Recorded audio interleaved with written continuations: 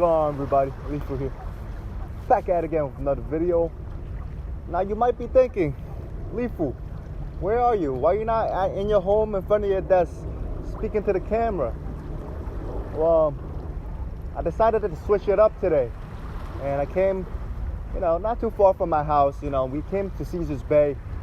And, I thought, let's do the video here. I think I like the vibes a little better than the crib, So before we get started, just let me tell you where we're at. We're here at Caesars Bay in South Brooklyn, near Coney Island.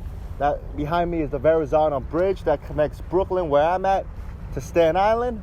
Beautiful bridge. There's the Atlantic Ocean, phenomenal view. But in today's video, I want to talk about something that, that's been on my mind, and I think it applies to a lot of situations in life.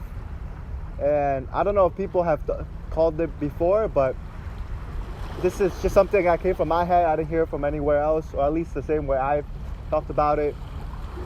And it's called the 8-ball principle. So if you guys play pool, you guys probably know that once you hit all the strike balls, or say your stripes and you hit all the strike balls in, you have to hit the 8-ball in to win the game, right? So that's usually how it goes. And then if you have one ball, only have the 8-ball left, and you use the white ball and you hit the 8-ball in, but then you use too much force and then the white ball also goes in and you lose, right? And a lot of times when we play pool, it comes down to the 8-ball, 1 or 2 balls, right? And sometimes you hit the 8-ball and the white ball just rolls in just slightly, right? Or say you get unlucky and it ricochets, the ball ricochets, and the 8-ball goes in and you lose, right? But just because the ball went in, like a little bit too much force and whatnot, like unless you're a pro player, your skill is still the same, right? You're not that much better of a player if you would have hit that ball in just that little bit less force than if you were to have made it. And that 8-ball principle is, say it's my turn, right? And then I can shoot the 8-ball and I make it. Well, if I missed it and then you make it, you would have won, right? So this is a very small difference between winning and losing, right? And that's why I learned not to get too hard on myself, right? Like a lot of times, like whether it's getting a job, right?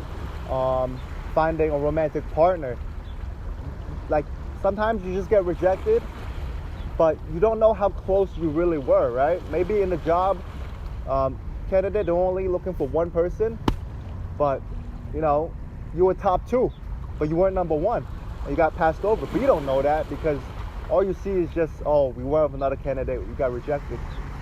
Same goes with dating. Sometimes they got your top 2 option, but they just like the other person a little bit more. And if that person wasn't in their life, maybe you would have been with that person and be their partner, right? But we don't know that. All we know is just we got rejected. Maybe she doesn't text back and whatnot. But yeah, long story short is that the difference between failure and success is this small.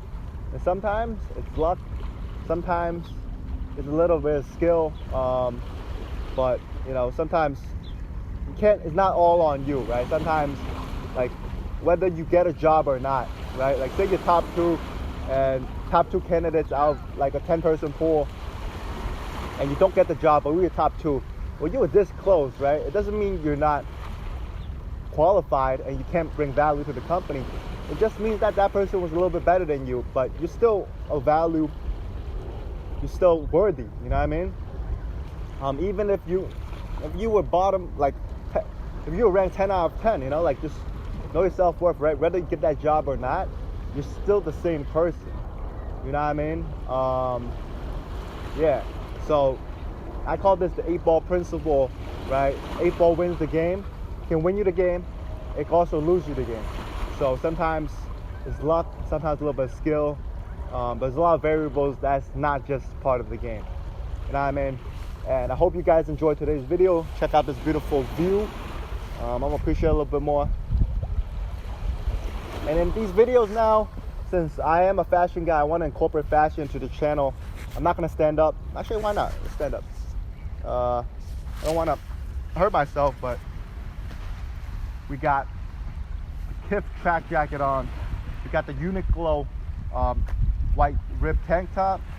We got the Richie Lee denim. We got the Amelion Gore ALD 550s, which got a lot of moss on them. I think it sets off the green, but yeah. I wasn't even planning to film today, so I'm just recording this with the audio on my iPhone. Got the camera right there.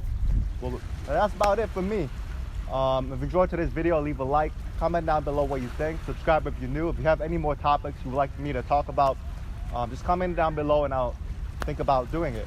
So without further ado, I'm Lifu and I'm out. Peace. All right, now we got to go back there and hope we don't,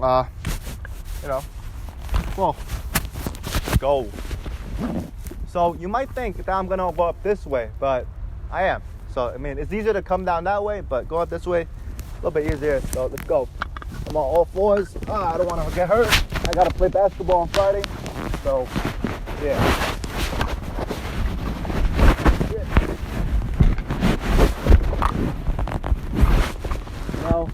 A lot of times I'm worried of getting hurt, and stuff, and it kind of prevents me from doing a lot of like hikes and stuff in life. But this is not that high of a risk, but they say there is no courage without fear. But whatever that means, I got you.